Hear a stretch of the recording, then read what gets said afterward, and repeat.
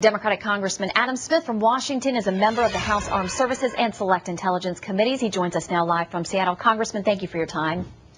Thanks for having me on. I appreciate it.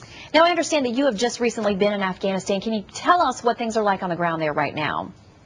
Yes, I just got back from a trip over the Labor Day weekend. It's a very difficult situation right now. The Taliban have obviously mounted their own surge, have begun to be much more involved down, particularly in the south. In the east, but as your most recent report mentioned, also in other parts of the country.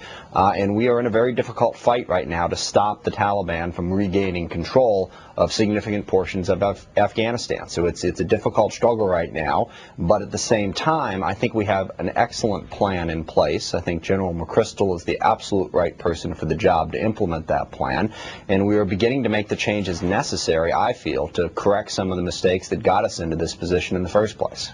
Well, so far, General McChrystal has not asked for additional troops to be sent into the region, although there are a lot of folks who think he will. Senator Levin does that's the right tack for now. What's your opinion?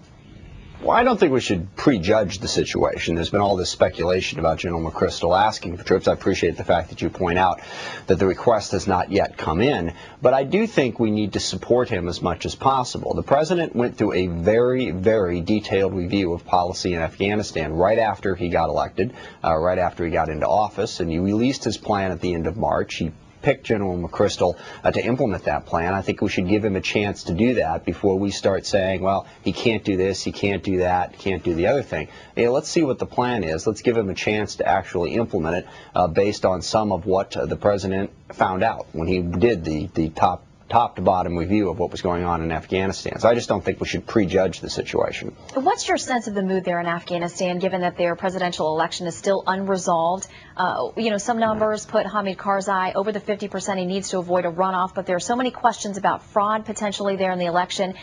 Any sense of what the mood is from the people there about what they would like to see as far as a resolution to that election?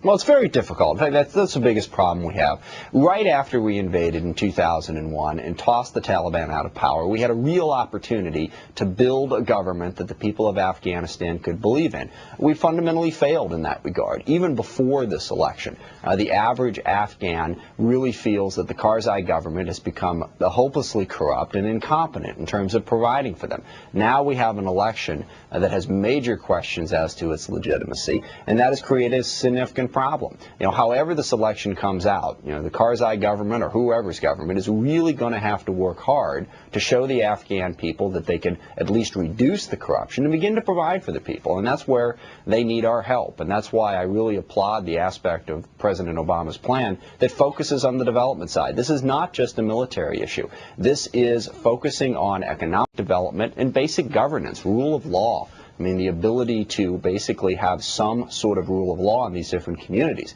So we have focus now on developing the agricultural economy and other aspects of it. We're trying to get just the bare level basic governance in place so that the Afghan people can begin to believe in their government. The Afghan people do not support the Taliban. They remember what it was like to have the Taliban in charge.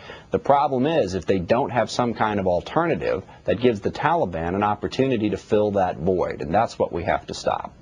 Congressman Adam Smith, thanks for sharing your experiences having recently traveled and as we look ahead as well. Thank you, sir. Thank you.